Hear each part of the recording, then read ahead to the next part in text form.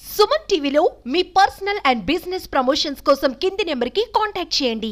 లడ్డూలో కల్తీనయ్యే వ్యవహారంలో దేశవ్యాప్తంగా తిరుపతిపై చర్చ నడుస్తున్న సమయంలో తాజాగా మరో కలకలం రేగింది. తిరుపతి రేణిగుంట విమానాశ్రయానికి బాంబు బెదిరింపు భక్తులను ఉలిక్కిపడేలా చేసింది. శుక్రవారం ఉదయం గుర్తు తెలియని వ్యక్తులు హిందీలో ఈమెయిల్ ద్వారా బెదిరింపులు పంపించారు.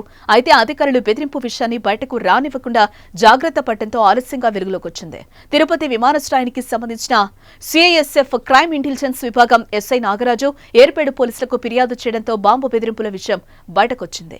తిరుమల శ్రీ వెంకటేశ్వర స్వామిని దర్శించుకునేందుకు దేశంలోని వివిధ ప్రాంతాల నుంచి విదేశాల నుంచి భక్తులు, సెలబ్రిటీలు, వీఐపీలు, వీవీఐపీలు, రాజకీయ ప్రముఖులు తిరుపతి రేణిగుంట ఎయిర్పోర్టుకు వస్తారు.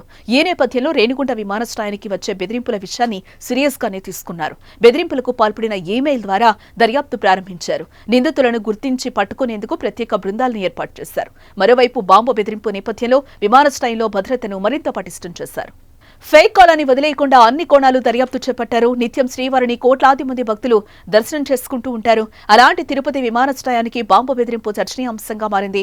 అయితే దీని వెనుక ఎవరున్నారు, ఎందుకు అలా చేశారన్నది త్వరలోనే తేలనుంది.